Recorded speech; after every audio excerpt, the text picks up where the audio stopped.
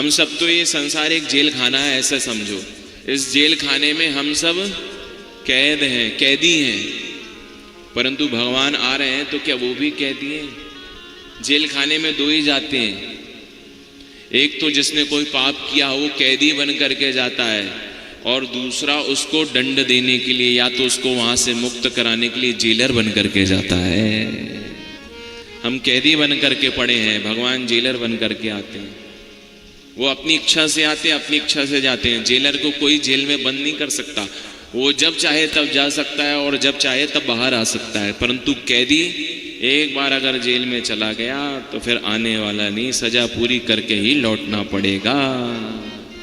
भगवान स्वतंत्र हैं, फिर भी भक्तों के ऊपर कृपा करने के लिए भगवान प्रकट हुए।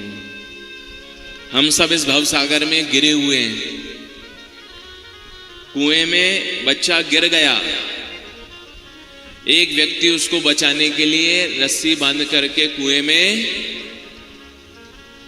क्या हुआ, गिरा।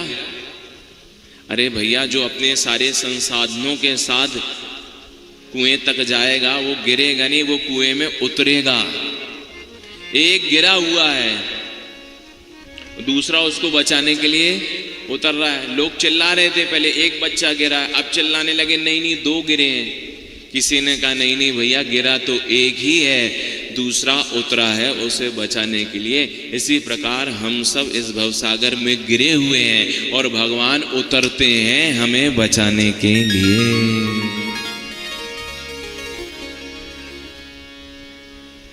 हमारे यहाँ भगवान भक्त से निकटतम संबंध मानते हैं कि मेरा निज संबंध भक्त के साथ है, अपना संबंध है। घर में अगर बेटी की शादी है और निमंत्रण अगर मित्र को भिजवाना है तो आप अपने बेटे को भेज दोगे, भेजोगे कि नहीं? अरे बेटा जा मेरे मित्र को अपनी बहन की शादी का निमंत्रण दिया। परंतु बेटी की शादी है और बड़ी बिटिया के घर में अगर निमंत्रण भेजना है तो फिर बेटे को भेजने से काम नहीं चलेगा, वहां पर तो पिता को खुद जाना पड़ेगा। जहां पर आपसी संबंध होता है वहां पर किसी और को नहीं, वहां पर स्वयं को जाना पड़ता है। इसलिए तो और धर्मों में उनके भगवान नहीं आते, उनके पार्षद दूत पैगंबर आते हैं, परंतु भगवान कहते हैं भक्त से तो मेरा अपना नाता है, इसलिए यहाँ पर पार्षदों से काम नहीं चलेगा। भक्त का उद्धार करने के लिए भगवान स्वयं आ जाते हैं। आठों याम पलक में राखूं, आठों याम हृदय में राखूं, पलक नहीं बिसराऊं। मैं निज भक्तन हाथ बिखाऊं, मैं निज भक्तन हाथ बिखाऊं। और धर्मों में तो उनके दूत आते हैं, उनके पार्षद आते हैं, परंतु हमारे धर्म में दूत या पार्षद को नहीं भेजते भगवान, अपितु स्वयं भक्त का उद्धार करने के लिए भगवान आ जाते हैं। इसलिए तो सनातन धर्म की महिमा है। एक बार अकबर ने बीरबल से यही प्रश्न किया था कि तुम्हारे यहाँ तुम्हारे भगवान के नौकर नहीं है क्या? वो खुद क्यों आते हैं, नौकर को भेज देते हैं? हमारे यहाँ देखो पैगंबर आ जाते हैं। तुम्हारे भगवान की सेवक नहीं है, पार्षद नहीं है? बीरबल ने कहा कल इसका उत्तर दूंगा। बात को ध्यान से सुनिएगा। अकबर ने कहा कि तुम्हारे भगवान के पास कोई पार्षद नहीं है, कोई दूत नहीं है क्या? जब देखो तब तुम्हारे भगवान आ जाते हैं।